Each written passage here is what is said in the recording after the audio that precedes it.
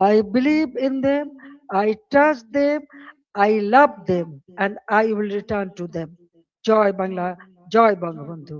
শেখ হাসিনা দিল্লি থেকে তিনি যে ঘোষণা করেছেন যে বাংলাদেশে তিনি ফিরবেনই, উনি জীবনে বহুবার মৃত্যু মুখে থাকলেও মৃত্যুর নিয়ে পরোয়ানা নিয়ে বলবো এবং ভয় নিয়ে বলবো, উনি ভীত নয়, উনি নির্ভীক একজন সমাজকর্মী, রাজনীতিবিদ। বাংলাদেশের সবচেয়ে দীর্ঘ সময়ের তিনি ছিলেন প্রধানমন্ত্রী। বাংলাদেশ সে সময় আসলে এখন আমরা যদি ফিরে তাকাই, তুলনা করি, তাহলে দেখতে পাই যে বাংলাদেশটা সেই সময়ে ছিল সর্বোচ্চ যেটাকে বাংলাদেশ উন্নতি করছিল, উন্নতির শিখরে বলবো বর্তমান সময়ের তুলনায়। দিল্লি থেকে এই যে প্রেস আজকে হলো, সেটা বাংলাদেশের বর্তমান তথাকথিত নির্বাচিত সরকার গণমাধ্যমে যাতে প্রকাশ করতে না পারে, লাইভ যাতে করতে না পারে, সেই জন্য তারা নিষেধাজ্ঞা, যেমন আওয়ামী লীগকে নিষেধ করে রেখেছে, সেই রকম শেখ হাসিনার এই বক্তৃতা যাতে প্রচারিত না হয়, সেটার জন্য তারা বারবার মিডিয়াকে শাসিয়েছে, বলেছে যে এটা প্রচার করা যাবে না, এবং আলটিমেটলি তারা প্রচার করতে পেরেছে কিনা আমরা সেটা এখন জানি না। তাহলে আজ এই শেখ হাসিনা যে বক্তব্য দিলেন তা নিয়ে এখন আমরা বিশ্লেষণ করব, আলাপ করব, ওনার প্রতিটি লাইন, প্রতিটি প্রশ্নের উত্তর, ওনার বক্তব্য। সেখানে আজকের যে কম্বিনেশনটা ছিল সেটা ছিল শেখ হাসিনার সাথে সজীব জয়ের উপস্থিতি, এবং এটা একটা রিমার্কেবল দৃশ্য যে তিনি সেখানে তার সন্তান এবং বঙ্গবন্ধুর দহিত্রকে নিয়ে উপস্থিত ছিলেন, এবং সেই সাথে তারা দুইজনই অনেক প্রশ্নের উত্তর দিয়েছেন কোনো ধরনের হাইড ছাড়া। বাংলাদেশের যে পরিস্থিতি, এই পরিস্থিতি আসলে অস্বাভাবিক। সেই সাথে আমরা জানি যে মার্কিন যুক্তরাষ্ট্রের সিনিয়র ডিপ্লোম্যাটরা ইতিমধ্যে ঘন ঘন বাংলাদেশে যাচ্ছেন এবং বাংলাদেশের সরকারের সাথে কথা বলছেন। এমনকি আমরা যেটা সর্বশেষ শুনতে পেলাম যে সার্জিও গোর বাংলাদেশে গিয়ে বাংলাদেশের নিষিদ্ধ ঘোষিত, বর্তমান সরকার কর্তৃক আইন করে নিষিদ্ধ ঘোষিত আওয়ামী লীগের সিনিয়র নেতা যারা বাংলাদেশে এখনো থাকতে পেরেছেন বা পারছেন, তাদের কারুর সাথে তারা কথা বলেছেন। এমনকি গণমাধ্যমে এটাও বের হয়েছে যে উনি চলে যাওয়ার আগে বাংলাদেশে অবস্থানরত বাংলাদেশে যুক্তরাষ্ট্রের যে দূত, তার সাথে কথা হয়েছে ওনার, এবং উনি অনেকটা, যেহেতু উনি সিনিয়র দূত, সেই হিসাবে তাকে নির্দেশ দিয়েছেন বাংলাদেশ আওয়ামী লীগের নেতা কর্মীদের সাথে যোগাযোগ রাখার জন্য। যদিও সার্বভৌমত্বের প্রশ্নে এটা আমাদের কাছে সবসময় প্রশ্নবিদ্ধ, কিন্তু আন্তর্জাতিক রাজনীতি, ভূ রাজনীতি, তারপর পলিটিক্স, পলিসি, ডিপ্লোমেসির সাথে বাংলাদেশে যখনই কোনো ধরনের রাজনৈতিক বিপর্যয় ঘটে, তখনই বিদেশিরা এসে আমাদেরকে এই ধরনের উপদেশ আদেশ করেন। আমরা সেটা থেকে বের হওয়ার চেষ্টা করেছিলাম গত 15-16 বছরে, যেটা শেখ হাসিনা বারবার, ওনাকে আমরা সমালোচনা করি যে সমালোচনা করি যে তারা শেখ হাসিনা কেন কড়া কথা বলতেন, কেন আমেরিকার কথায় তাল না মিলিয়ে চলতেন, এসব আমরা সমালোচনা করি। কিন্তু বাস্তবতা হলো যে পৃথিবীতে রাজনৈতিক শক্তিগুলো, পৃথিবীর যে কোনো দেশ, আপনারা রাশিয়ার অবস্থানও দেখতে পারেন, যে আমেরিকার সাথে যুদ্ধ করে, ডিপ্লোম্যাটিক যুদ্ধ করে আসলে ক্ষমতায় টিকে থাকা একেবারেই অসম্ভব। সেখানে আরেকটি কথা আপনারা জানেন যে বর্তমান তারেককে কিন্তু কেউ প্রধানমন্ত্রী বলে না, তাকে বলা হয় পরাধীন মন্ত্রী। কারণ উনি নিজ মুখে কিন্তু স্বীকার করেছিলেন যে দিল্লি থেকে বাংলাদেশে আসার আগে উনি বলছেন যে বাংলাদেশে ফিরে আসাটা শুধু আমার নিজের উপরই, আমি নিজের ডিসিশনই আসতে পারছি না। তার অর্থ হলো উনি আগে কনফার্ম হতে চাচ্ছেন যে উনি বাংলাদেশের প্রধানমন্ত্রী, তাকে নিয়োগ দেওয়া হবে, যেটাকে পরাধীন প্রধানমন্ত্রী হিসাবে, মুচলেখা প্রধানমন্ত্রী হিসাবে, এবং সেটা কনফার্ম হওয়ার পরে উনি বাংলাদেশে এসেছেন। তাছাড়া উনি হয়তো বা বাংলাদেশে কোনোদিনও আসতেন না, প্রত্যাবর্তন করতেন না, এবং এখনকার সময়ে বাংলাদেশে যে পরিস্থিতি, দেখা যাচ্ছে যে এনসিপির প্রেসিডেন্টের সামনে এনসিপি বিএনপি, মানে এটা অস্বাভাবিক, এটা কোনো স্থিতিশীল ব্যবস্থা নয়। যে আমরা এখন অ্যাফওয়ার্ড গালিবাজ একটা সমাজে পরিণত হয়েছি। বাংলাদেশ যে উন্নয়ন করছিল সেসবগুলো শুধু থমকে দাঁড়ায়নি। আমাদের গার্মেন্টস ফ্যাক্টরির অবস্থা আপনারা জানেন, যেখানে পৃথিবীতে আমরা দ্বিতীয় শীর্ষ এক্সপোর্ট ধারী কান্ট্রি ছিলাম, সেখানে এখন আমাদের অবস্থান নিচে নেমে নেমে বোধহয় চতুর্থ স্থানে এসেছে। আমরা চায়নার পরপরই ছিলাম ছোট দেশ হিসাবেও। সমস্ত কিছুই হলো শেখ হাসিনার আমলের। এবং শেখ হাসিনা যখন এখন বলছেন যে দেশে ফিরবেন, এখন তারা সন্ত্রস্ত, উনি তার বক্তৃতা উপদেশে যাতে প্রচারিত না হয় তার জন্য নির্দেশনা দিচ্ছে, যার জন্য আমরা এই লাইভে সরাসরি যুক্ত ছিলাম। এবং আপনারা যারা শেয়ার করেছেন, এখনো যারা শুনছেন, আপনারা সকলেই এটা শেয়ার করে দেবেন।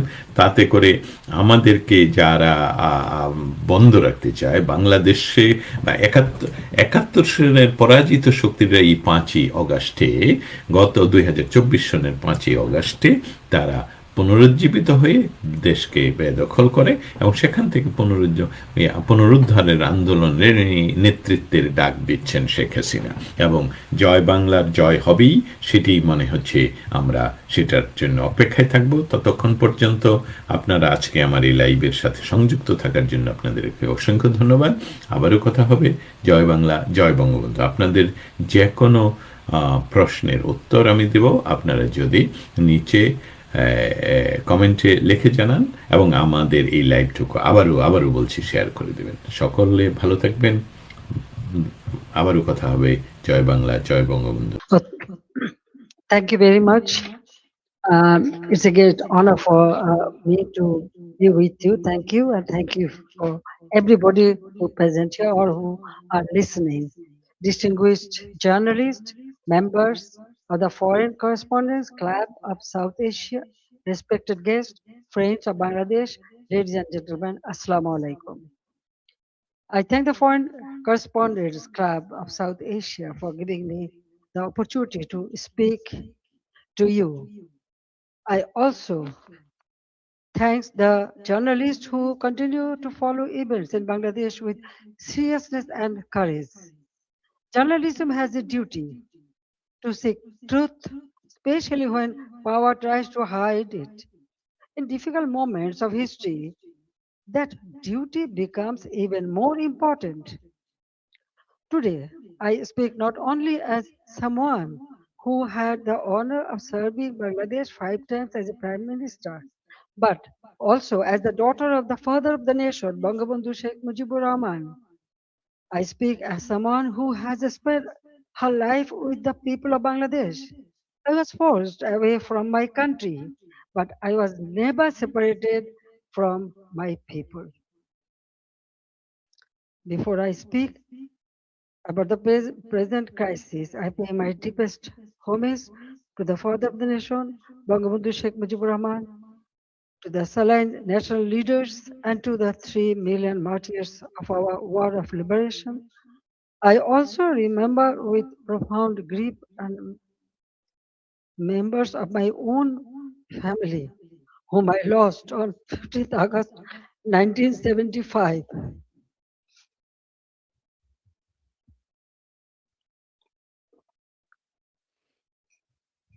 Today is also the birthday of my beloved brother Sheikh Kamal, who was 2 years younger than me.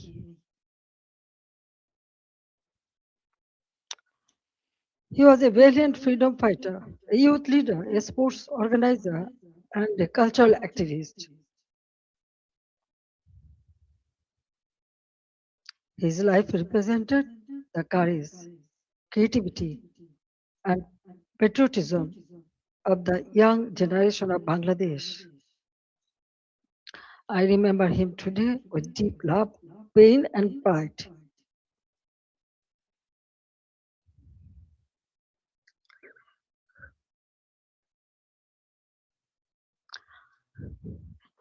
Ladies and gentlemen, for the last 2 years, I watched my beloved Bangladesh suffer.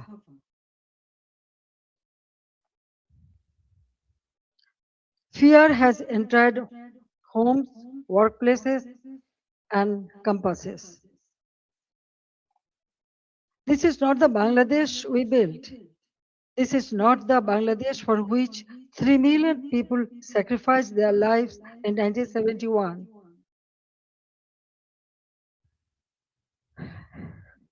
Let me begin with the truth about July and August 2024. It was not a peaceful student movement. From the beginning, my government tried to resolve the issue peacefully through dialogue, legal process, and patience. But behind the language of reform,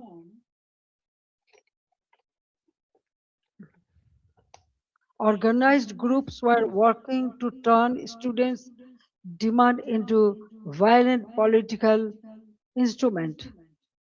In 2018, responding to student demands, we abolished the quota system.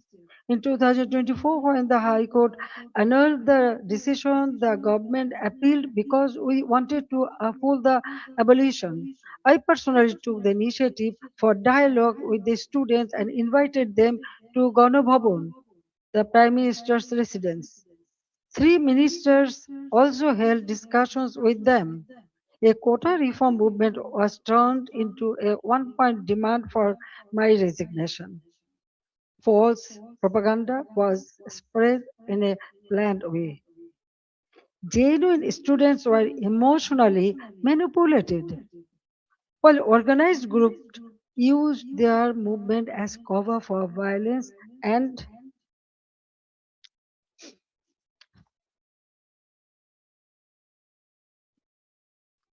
violence and regime change. Muhammad Yunus himself said this was a meticulously designed movement led by a mastermind. His own words exposed the truth. It was not simply a spontaneous student protest. There was no visible or responsible leadership. Instructions were given invisibly. It was organized, directed, and used to create a path to power outside the ballot box. From July 15th, the character of the movement changed. Killings, arson, attacks, and looting began. State property was destroyed. Bangladesh television was attacked and set on fire.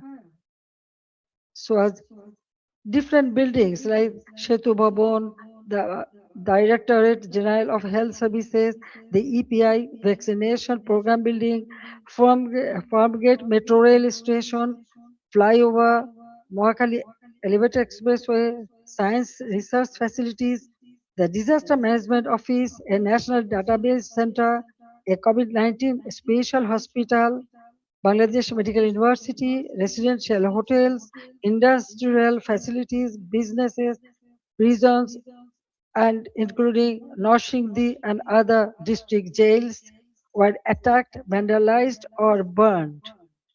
All the terrorist criminals were released.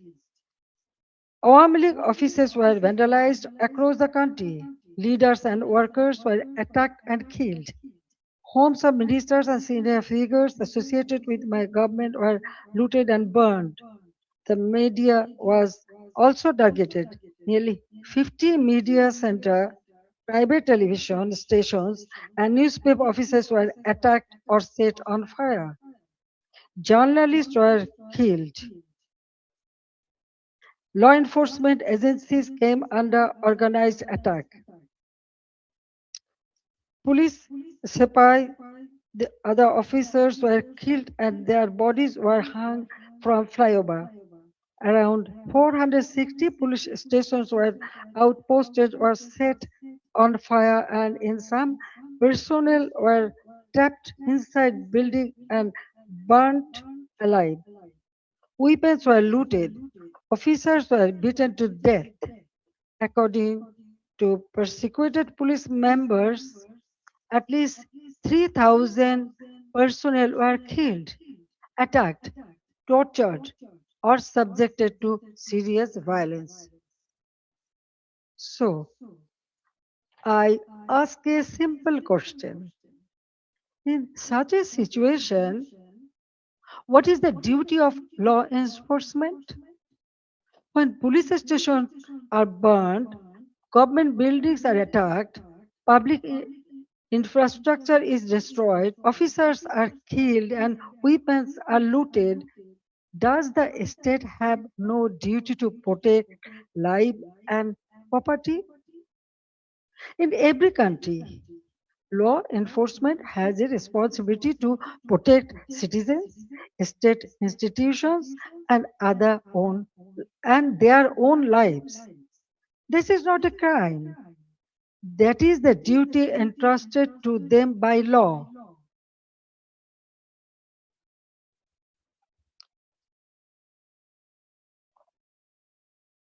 At the same time, I wanted the truth to be known. That is why I formed a Judicial Inquiry Commission on 18th July 2024. Its purpose was clear. Every casualty had to be investigated. Every incident of violence had to be examined, and every family deserved to know the truth. I met victims' families, visited the injured, and instructed the authorities to provide the highest level of medical treatment free of cost. And on 1st August, I strengthened the inquiry into a three-member commission so that the investigation would be credible and comprehensive. But after seizing power, the illegal interim government led by Muhammad Yunus stopped the investigation. They did not allow the truth to come out. They gave indemnity to those who involved in the killings. If they truly wanted justice, why did they stop the inquiry? If they had nothing to hide, why protect the killers? That one decision tells the truth. They did not want justice, they wanted power. They did not want investigation, they wanted the evidences buried. Their own words export the truth. An NCP leader said revolution would not have succeeded if police had not been killed and the metro rail had not been set on fire. A BNP leader in Sirajganj also said publicly that Enayatpur police station was burned and police were killed to make the revolution succeed. These statements show that the July August movement was not merely a quota reform movement, it became a coordinated assault on constitutional order driven by hidden instruction, organized violence, and propaganda. The conspiracy did not end on 5th August. After 5th August, violence became a campaign of political persecution. The killing that began on 16 July with the murder of Shobuz Ali, a Dhaka college student and student league activist, has not stopped. Awami League leaders and workers are being killed, disappeared, arrested, driven from their homes, and buried under false cases. At least 10,000 have been killed or disappeared. Around 650,000 have been arrested over the last 2 years. Around 3,500 cases have been filed, namely nearly 450,000 leaders, workers, and supporters are accused. More than 1 million others have been listed as unnamed accused. Against me, more than 600 cases has been filed. Women activists of Satru League, student organization, youth league, other affiliated organizations are facing abuse, humiliation, torture in custody. Many leaders and workers have also died in prison amid documented accounts of torture, denial of medical treatment, deprivation of food, negligence, and denial of basic rights. The persecution is not limited to the Awami League members of only. The member of minority community, judges, lawyers, intellectuals, cultural figures, journalists, professionals, workers, even rickshaw pullers, farmers, ordinary citizens have been attacked, arrested, or accused in murder cases. No one who stands for the spirit of the liberation war is safe. Symbols and memorials of our liberation war have been destroyed. Freedom fighters have been humiliated with garland of shoes. The historic residence of Bangabandhu Sheikh Mujibur Rahman, the Bangabandhu Memorial Museum at Dhanmondi 32 has been attacked and demolished in phases. This is not random violence. This is an attempt to erase the spirit of the liberation war from Bangladesh. Muhammad Yunus himself spoke of pressing a reset button to whip away the country's previous history. They want to erase the liberation war, they want to erase Bangabandhu, they want to rewrite Bangladesh against the foundation on which it was born. Convicted war criminals have been released, militants and top terrorists have been freed. Even after a state election brought the BNP to power, the situation did not change. Bangladesh remains a grip of fear, terror, repression, economic hardship, and deep insecurity. Now, look at the condition of the country. The progress we built has been destroyed, and ordinary people are paying the price. GDP growth has fallen to 2.22% compared with 6.80% during the Awami League government. Industrial production has fallen sharply. For the first time in 54 years, the industrial sector has faced negative growth. Defaulted loan in the banking sector have reportedly risen from 13% to 47%. Poverty has increased from 18.60% to 46.8%. Investment has turned negative. Job creation has collapsed. More than 2 crore people have newly fallen into unemployment. Over 500 industrial factories have closed. More than half of industrialists and business owners are either in prison or forced into hiding. The government is running by borrowing 700 to 900 crore taka from banks every day. Project costs have been increased by 50% to 250%. At the same time, militancy is rising. Women and children are facing torture, rape, humiliation. And ordinary people no longer feel secure in their own lives. Extortion, murder, kidnapping have become regular features of daily life. These are not just numbers or isolated incidents. Behind them, there is a family, a worker, a farmer, a small business owner, a mother who cannot buy food for her children, and a young person who no longer see hope. But let me also remind you what Bangladesh had achieved. The welfare of the people has always been the purpose of my deep politics. My father of the nation, Bangabandhu Sheikh Mujibur Rahman, gave his life for the ideal, and I have carried the ideal with full commitment. During my 5 terms as a Prime Minister, we used long term planning, sound financial management, disciplined implementation to place Bangladesh on a strong foundation.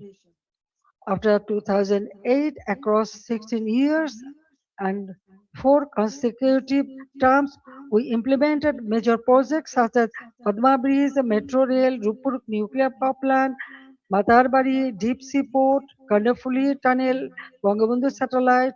We maintained GDP growth between 6.5% to 7.5%. Our development projects were not vanity projects. They were part of building national capacity. Our social programs were not charity, they were investments in human dignity. We made Bangladesh stand tall. We made it known as the rising tiger of Asia. Bangladesh's crisis is not only a domestic crisis, it affects regional peace, security, trade, development, and human dignity. That is why I call upon the international community and all the friends of Bangladesh to stand with the people of Bangladesh in their struggle for democracy, justice, and peace. A stable Bangladesh matters for South Asia, for the Bay of Bengal, for development partners, and for all countries that believe in democracy, rule of law, and justice.